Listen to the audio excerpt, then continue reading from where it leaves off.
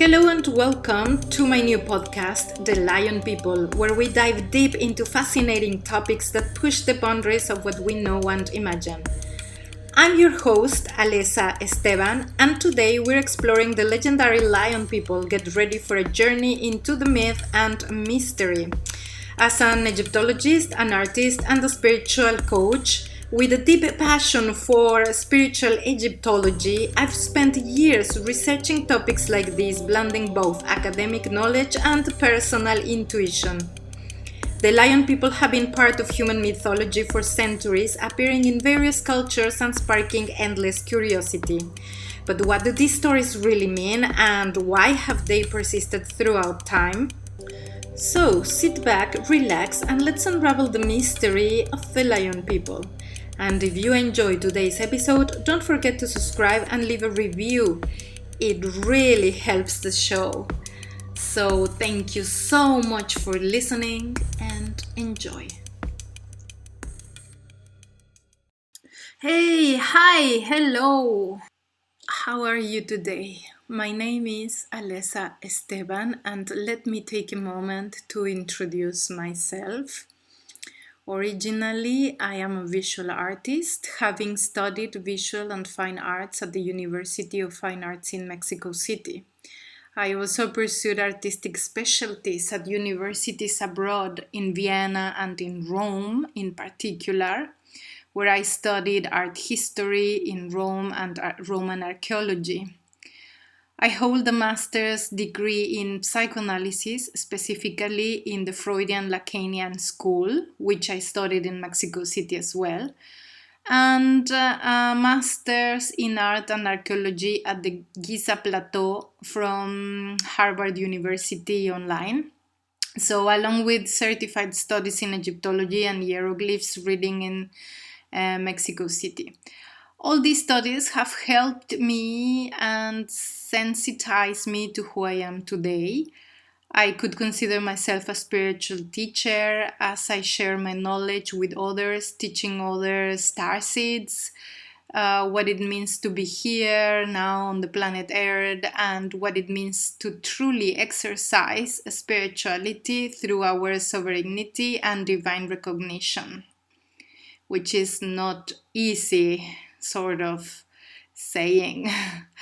I could say that besides being a spiritual teacher, I am also a companion and guide through the internal, emotional, and psychological processes for those who approach me seeking answers. In the present audio, I aim to address these themes and, of course, answer many questions to clarify some matters that have been troubling us lately. For example, what is our cosmic origin? Who is our cosmic family? Where do we come from? Could it be that our soul originated in another star system following these principles? I started at the pandemic, and over the recent years, I have dedicated myself to exploring the processes of channeling, their meanings, the impact on our daily lives, and deeper connection with the human soul. What does that mean? Like, how is channeling impacting our humanity nowadays? How are we believing in these new great topics? So how does it affect the soul? What does channeling mean? If we consider ourselves as spiritual beings with an interest in understanding where we come from and why we are here, often experiencing contrasts or pain that feel uncomfortable, we may have asked ourselves about the origin of this experience, or at least the meaning of why are we going through this experience. So why does this happen to us? Many here are already familiar with the concept of the multidimensional self. We understand that we are more than just a physical body and are intuitively aware of our spiritual guides. All of this relates to our cosmic origin, and for this reason, I have also dedicated myself to exploring how to open cosmic Akashic records to discover this connection with our cosmic family, with our true origin, where our soul was first born, and our purpose in this earthly experience, in this destiny here on earth at this time. This is what I wish to discuss with you today. With the understanding that we are starseeds. What is a starseed? Well, a starseed is a soul that has had lives on other planets in other star systems, and whose soul, for a specific purpose, sometimes in coordination with its star family, chooses to come to Earth to project, to precipitate its energy and consciousness into a physical body and experience a human perspective here in this third density, or possibly fourth density, according to anyone's case, like individual case, as we are fluctuating between various frequencies on Earth at this moment. So our cosmic origin deeply concerns us now, because by connecting with this knowledge encoded in our DNA, we can liberate our souls and consciousness for accelerated growth and expansion, to be the best version of ourselves here on Earth and align with our purpose. So in this dimension, in this current place, cosmic and star seeds are always spiritual beings who chose to come to Earth, mostly voluntarily, to experience a human life. I say mostly because there have been cases, as Plutarch once narrated on his book, of beings who were punished for mistakes made during this experiment and were sent back to Earth to experience a series of incarnations. But that's a topic for another time, of course. Well, the human experience was designed by high frequency consciousness seeking to expand their knowledge through the evolution of the species in the universe. So they created the human prototype using their information to craft a physical experience with conscious spiritual potential. Here, we perceive an organic simulation based on energetic principles and densities. We are in 3D, where duality and contrast are one energetic principle with two extremes, one low and heavy and the other one light and high. The two extremes extend infinitely from the 0 point or neutrality.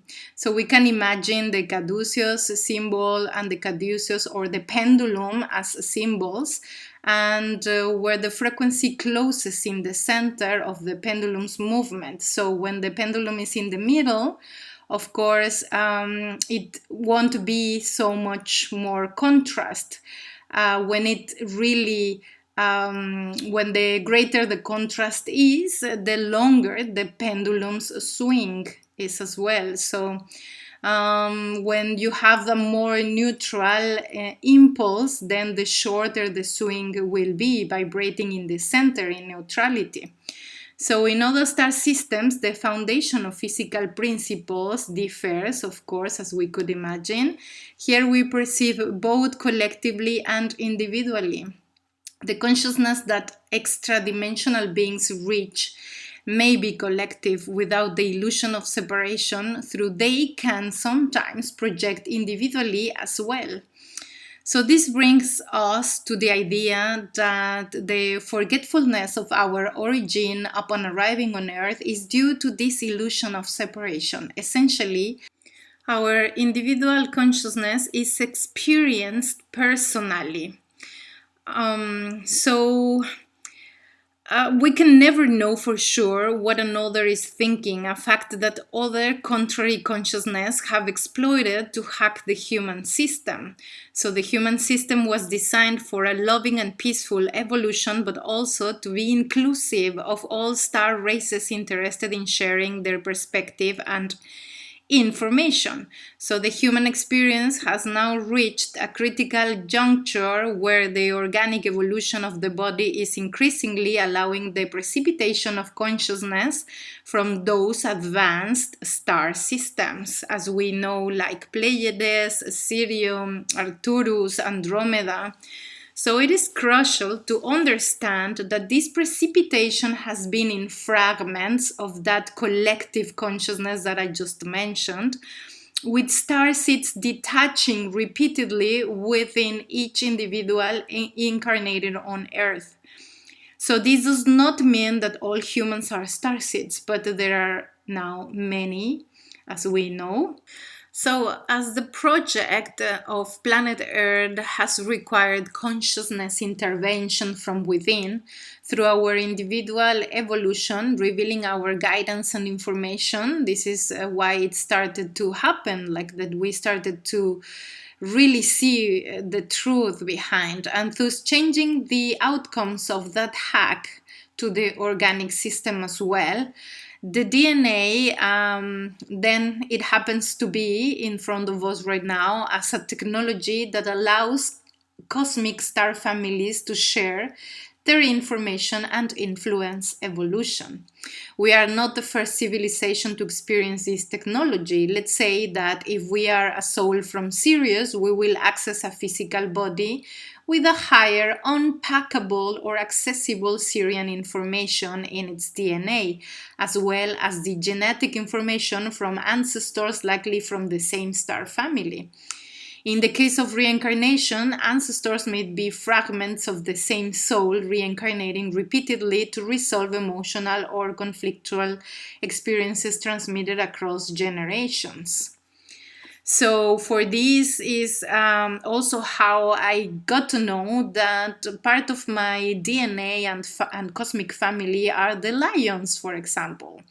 So these are the main topic of this podcast that I am recording are the lions. The lions have been one of the first races that came from the galaxy of Andromeda to experience a more physical life, and they were kind of the first ones who established themselves in the constellation of Lyra in the planet Avion, together with the avian consciousness, with the blue avians, and they established the first human prototype of the DNA of the physical bodies. They started this reincarnation wheel so then they could perfection the technology of the DNA of those bodies they were creating at the time. So I could actually reconnect with this cosmic family of mine, which are the lions. That's why I call myself Sekhmet daughter. Sekhmet is this ancient goddess in Egypt, which has the lion's head.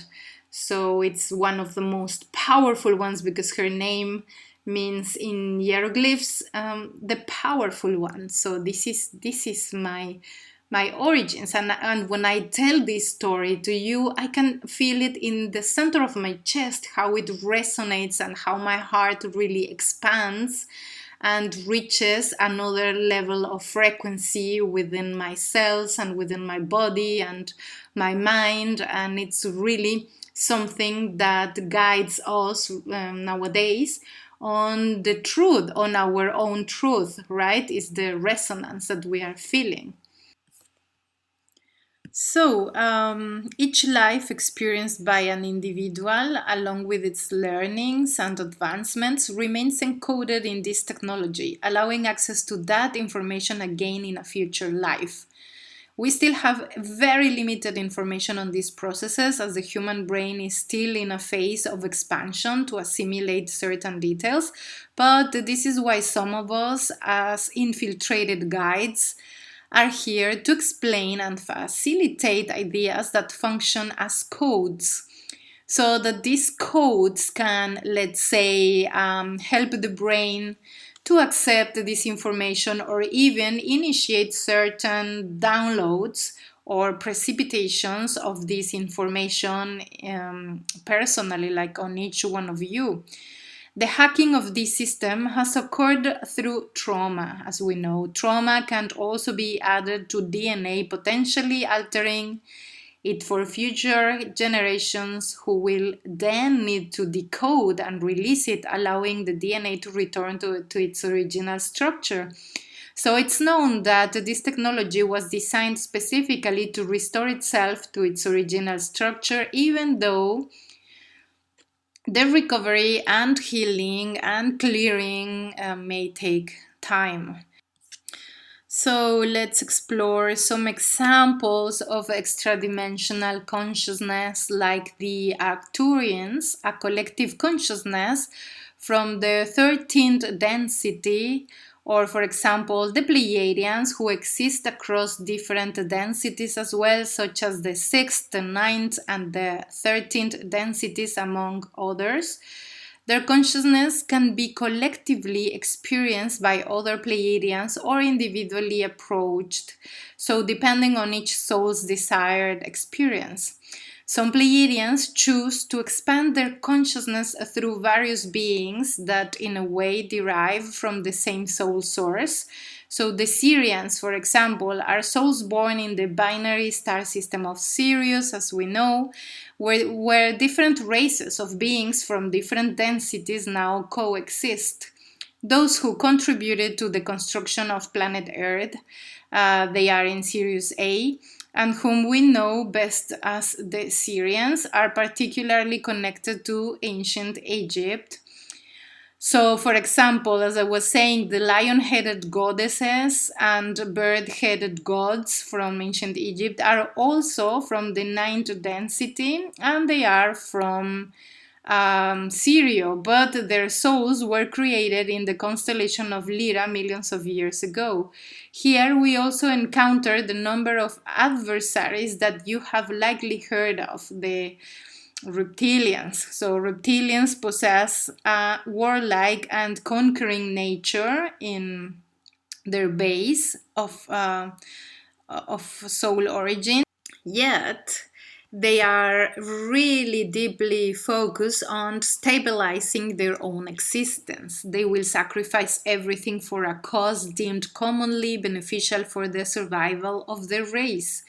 They are a highly elevated and technologically advanced consciousness, though without ties of love to the universe.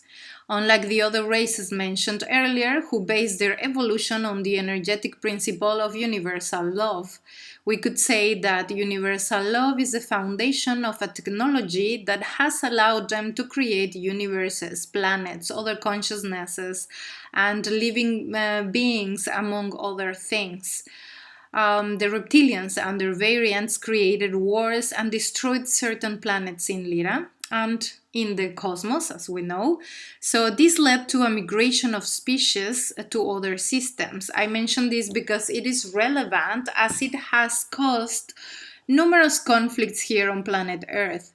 So reptilians, due to the hack they made in times of Atlantis and Lemuria and at the beginning of times on planet Earth, when all these started to be created, they were actually putting some of their DNA into human bodies to open the possibility of soul hybridization and evolutionary transmutation. So they wanted to change their souls, and they wanted to change our souls, like the souls of the star seeds, and they wanted to make these changes part of them, of their own program. And yeah, so this is how we ended up having our reptilian side, because our lovely planet Gaia, planet Terra or Earth, is a breeding ground for hybridization between 12, as far as we know it, could be more, different consciousness from different star systems and the frequency of this organic density. So creating a multidimensional race that coexists in different frequencies and is a co-creator of realities.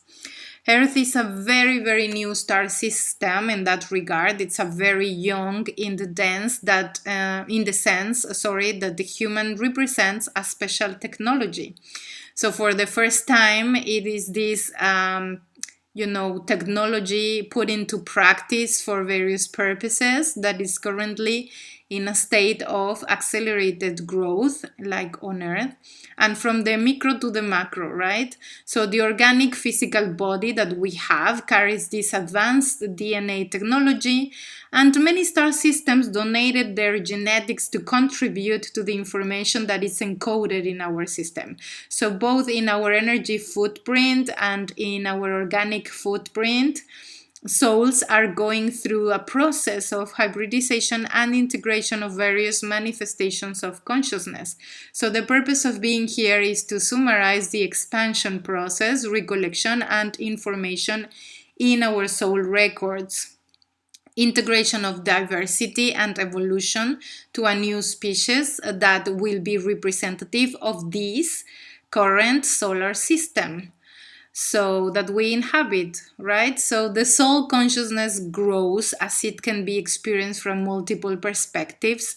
In this solar system, there have been many civilizations that have incarnated bodies in various dimensions to perfect the physical model that little by little has been able to sustain more and more high soul frequencies. So, this organic body that we have as it evolves is capable of supporting greater souls with greater consciousness, which means a higher frequency, right, to sustain in the body. So that's why we are going through all these astrological, energetical upgrades and changes since we started hearing about the shift, the big shift. So the greater the consciousness is, the higher the frequency, and therefore the higher the density of the body has to be, right? The body has to be lighter, but the density in terms of dimensions, it has to be higher. So it has to be like a 6th dimension or 7th dimension. So then that is like a greater consciousness. So each of this galactic origin, background that we have, that have been experienced, some of these civilizations on Earth that were of this galactic origin have experienced descending to other densities to live on Earth. So they have disappeared and returned again and again. So they were like erased from the face of the earth, and then they came again, right? In ancient times, the earth was at different frequencies that correspond to different densities. So planet Earth, it was it's a conscious being, first of all, that goes through its own process of evolution.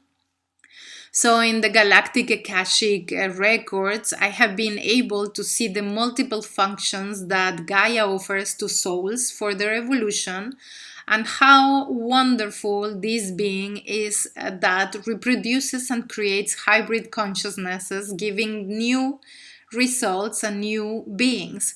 So the planet is a creative entity, a new species of all kinds have occurred here. It has allowed souls to regenerate, to recover information, and to recreate consciousness itself.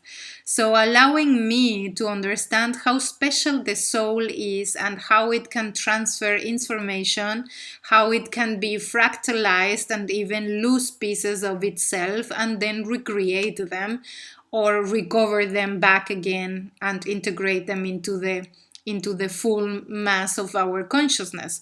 So all this is possible thanks to the experiences and perspectives in the cycle of incarnations here, but also in other star systems. So we never come directly from one just star system. It's always very mixed and very hybrid.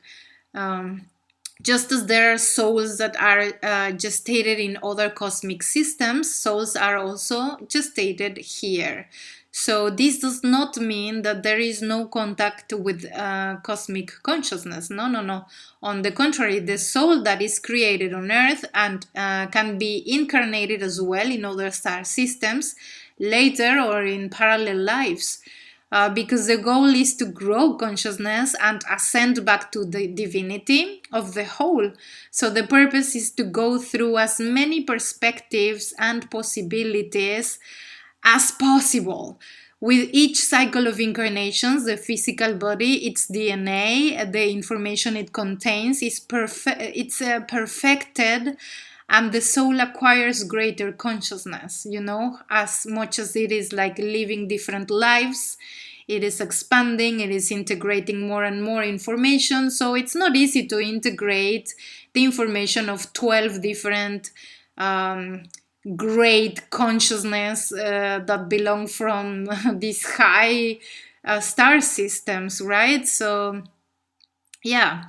So anyway, this program was as perfect as it sounds. It actually, because of the way it's designed, it gave a way to the corruption of the system itself, where the trauma can also become part of the soul's consciousness. So trauma was implanted on our experiences, on our soul experiences, to be part of something that is the origin of this planet, that is part of this planet. So it is part of it, right? As a matter of, yeah, as this hack, as I was telling you about, because now we cannot shine in our full potential as star seeds here on Earth, because of course we are carrying in our system a lot of this really horrible information of trauma and pain that has been stored by our own lineage or our own past life experiences.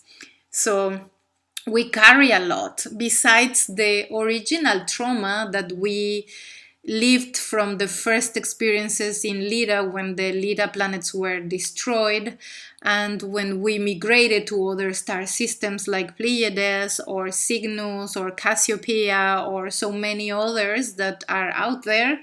And that then we grew more consciousness, and we grew like a different civilization, but still, we carry this original trauma, this original pain on where our first happiness and beautiful planets were destroyed, and now we try to recreate them on planet Earth, and we try to recreate them here through different possibilities, like creating Atlantis or Lemuria, or all of these new civilizations that are close to an ideal, and they represent this ideal. So, for example, Lemuria, it is one of the civilizations that tried to recreate on Earth these paradise planets lost in the cosmic wars. So it was founded initially by the Andromedans and the Arcturians' consciousness, and Lemuria was a city based on the feminine energetic principle. So it was a noble green, full of water and nature, where the projection of emotions was allowed and was normal, and it was this projection of emotions on a sensitive and creative level. So it was totally allowed, of course, and it was a city in the 7th dimension, so we can imagine that creation was part of its immediate reality. The civilization was destroyed by Atlantis, unfortunately, due to conflicts that arose in the corruption of the consciousness system and the invasion of darkness.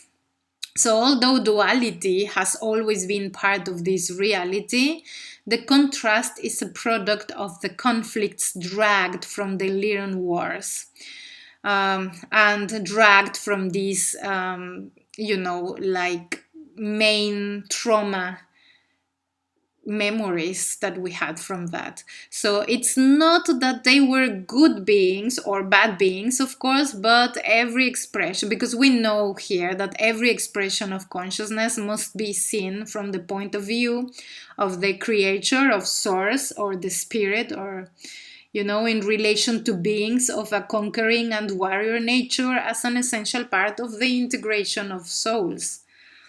So yeah, the city of Atlantis was created based on the masculine energy principle, and at the same time was Lemuria existing already. So at the base, it was a Pleiadian city that accepted consciousness from systems such as Alpha Centauri and all those constellations with human and humanoid body groups. The idea was to integrate the technological abilities of each guest cosmic civilization to create a conscious and socially evolved advanced city. So the plan was to be a model for future civilizations to follow, a spiritual model capable of advancing technologically in constant integration of this new consciousness. But right in the integration was the weakness of this civilization, because the contrast of some of these cosmic contrasting consciousness allowed the spiritual corruption of the system. So the ego gained gigantic importance, and finally, after the fall of Atlantis, there is a very great responsibility on humans to make this great energetic correction that will give rise to the civilization that we are now. So many of the Pleiadian star seeds, for example, they came back on Earth with this feeling of being in service and trying to help consciousness arise and consciousness awakening through this feeling of responsibility, self-responsibility, because we were part of these people in Atlantis that created, or we allowed, or we were like, cheated on and deceived on doing this corruption, on destroying Lemuria and creating a lot of things that destroyed this beautiful civilization that we tried to do at the time. So we came back with this feeling of responsibility, so then we can now generate this mistake. It's like an energetical correction. This is the way I see it. It's an energetic correction that we have to do. So we have to create a lot of the opposite, so then we can make it happen, probably. So the last civilization I want to talk about, it's Mu. This is a city that was of a Lyran consciousness, and it's descendants from Avion, one of the planets that were destroyed, and is of the first human prototype of great stature, with pale blue, almost gray skin, highly telepathic, sensitive, and in unification with the cosmos, with the whole. They were thinking in terms of unification of the everything. They are the heirs of the teachings of the Blue Avians, and the books of Ra, the Book of One, all of this is like part of their own consciousness, although they developed their own civilization in unity of consciousness on Vega already, in the blue city of the blue ones in Vega, in Lyra, in the planet of Vega, in constellation of Lyra. So the city was near the beach. The city that Mu continent was really near the beach, in the geographical area that is now between New Zealand and the Pasqua Islands, these Moais, and they were great in telepathical programming, and they communicated through the waves of the sea and the water, and they were really disappointed on all of this corruption that happened here and the invasions, and they were really perishing due to these invasions on Earth. Okay, so it was another of these lost civilizations that were on Earth, and that it's now under the water now. But yeah, so these are some of the examples of these civilizations here. But of course, coming back to the soul and the functions of the soul, well, there are many species that they have their own agenda, and many of the souls, they have only experienced human life a few times. Not everybody has been here thousands of times. Their home planet or base is somewhere outside of Earth, and they were summoned to help from within to resolve conflicts that led souls to become trapped in the cycle we call karma. So the Wheel of Samsara, where souls may voluntarily choose to live a life involving violence, but by law they must reincarnate and experience the opposite perspective as beings of peace or as victims of that same violence. So the contrast and the possibility that souls of reptilian origin might want to experience these other types of experiences created cycles of many incarnations for some souls. So after spending so much time in lives filled with contrast, some souls eventually made Earth their home or base planet. So there are even beings whose souls have now incubated in certain sacred places on Earth. So they are also souls of extradimensional beings who decided to settle in specific areas of this planet, perhaps not visible on the surface, and but yet it's their home planet as well. So I'm gonna leave it here for today because there is so much ground to explore in terms of how the soul works. Because through my Akashic record readings, cosmic Akashic record readings that I am doing since some time now, I've been understanding the function of the soul and how the soul connects with the bodies, with the physical bodies, and how it increases and exchanges information between soul and body constantly on each life and everything. So it really goes and it gives a theme for a lot more to explore. But right now, I think I'm gonna leave it here for this second episode. And of course, I promise I will continue reading from this book. So I will do it on the book of The Lion People from Murray Hope and giving some insights. But I thought it was important to talk about how the soul works and a little bit more about these origins, so then we can see this book, and when I'm reading through this book, listen to it with a different perspective, right? With a more wider spectrum of understanding. So thank you very, very much for listening to me. I hope we can meet again very soon.